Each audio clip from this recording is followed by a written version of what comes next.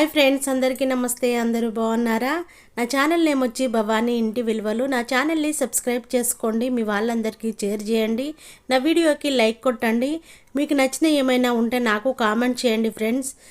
నేను ఈరోజు చేయబోయేది సోరకాయ చారండి. చాలా టేస్ట్గా ఉంటుంది, మంచిగా సల్వ చేస్తుంది బాడీకి.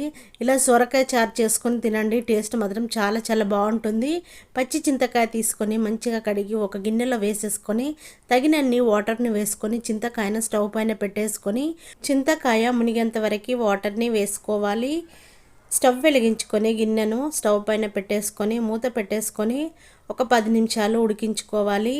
10 నిమిషాలకి మూత తీసుకొని ఒకసారి చెక్ చేసుకోవాలి. ఇంకా చింతపండు ఉడకలేదు, మరి కాసేపు ఉడికించుకోవాలి. ఇప్పుడు మూత తీసుకొని గరిటెతో తీసి చూడండి, ఇలా చింతకాయ మంచిగా పగులు వచ్చేంత వరకు ఉడికించుకోవాలి. వాటర్ అంతా వంపేసి ఒక గిన్నెలో వేసుకొని కూల్ వాటర్ని పోసుకొని చేతితో మంచిగా మ్యాష్ చేయాలి.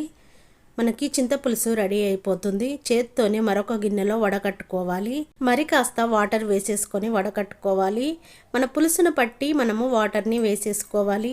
ఎక్కువగా పుల్లగా ఉంటే తినాలనిపించదు, వాటరు పులుపును బట్టి పోసేసుకోవాలి.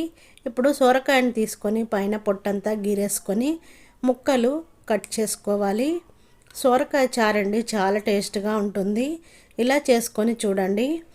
పైన పొట్టంతా మంచిగా తీసేసి మనకి నచ్చిన సైజులో సొరకాయ ముక్కలని కట్ చేసుకోవాలి. చూపిస్తున్నాను చూడండి, ఇలా పెద్దగానే కట్ చేసుకోవాలి. సొరకాయ చారు కదండి, కొంతమంది పులుసు అంటారు, చారు అంటారు. మొత్తము ముక్కలన్నీ కట్ చేసుకొని మనము రెడీ చేసి పెట్టుకున్న పులుసులో వేసేసుకోవాలి. చూపిస్తున్నాను చూడండి, ఇంత సైజు సరిపోతుంది. కట్ చేసిన ముక్కలన్నీ సొరకాయ చారులో వేసుకోవాలి. ఉల్లిపాయ ముక్కలు, పచ్చిమిర్చి, కరివేపాకుని వేసేసుకోవాలి. 1 స్పూన్ వరకు పసుపుని వేసేసుకోవాలి.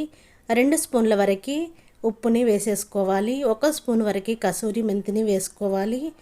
1 కట్ట కొత్తిమీరను చిన్నగా కట్ చేసి వేసేసుకోవాలి. సోరకాయ చారు కదండి, ఇది గరిటెతో అంతా మిక్స్ అయ్యేలా కలుపుకోవాలి. మీరు కావాలనుకుంటే పచ్చిమిర్చిని పేస్ట్ చేసైనా వేసేసుకోవచ్చు. నాకు మార్నింగ్ కదా, లంచ్ బాక్స్లోకి లేట్ అవుతుందని నేను అన్నిటినీ కట్ చేసి వేసేసాను. ఇలా చేసుకున్నా కూడా చాలా బాగుంటుందండి. స్టవ్ వెలిగించుకొని గిన్నెను స్టవ్ పైన పెట్టేసుకొని పులుసుని మళ్ళీ ఒకసారి కలుపుకొని మూత పెట్టేసుకోవాలి. ఒక 5 మినిట్స్ వరకు మరిగించుకోవాలి. పులుసు ఇప్పుడు మూత తీసుకొని పులుసు చూడండి మంచిగా మరుగుతుంది. గరిటెతో ఒకసారి కలుపుకోవాలి. సోరకాయ ముక్కలు ఉడికాయా లేదా చెక్ చేసుకోవాలి. సోరకాయ ముక్కలు మెత్తగా మంచిగా ఉడికిపోయాయి. పులుసు మాత్రము చాలా టేస్ట్గా ఉంటుందండి. సోరకాయ ముక్కలు ఉడికిపోయాయి కదా, ఇప్పుడు పక్కన పెట్టేసుకొని పోపు రెడీ చేసుకోవాలి. స్టవ్ మీద ప్యాన్ పెట్టేసుకొని ప్యాన్ వేడయ్యాక ఆయిల్ని వేసేసుకోవాలి.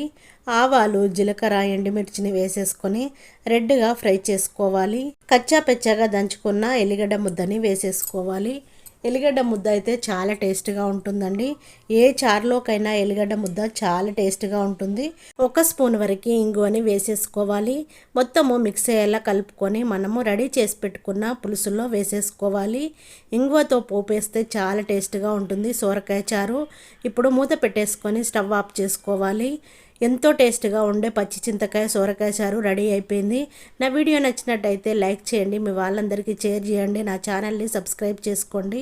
బెల్ సింబల్ వస్తుంది, దానిపైన క్లిక్ చేస్తే ఆల్ అనే ఆప్షన్ వస్తుంది. Thank you for watching.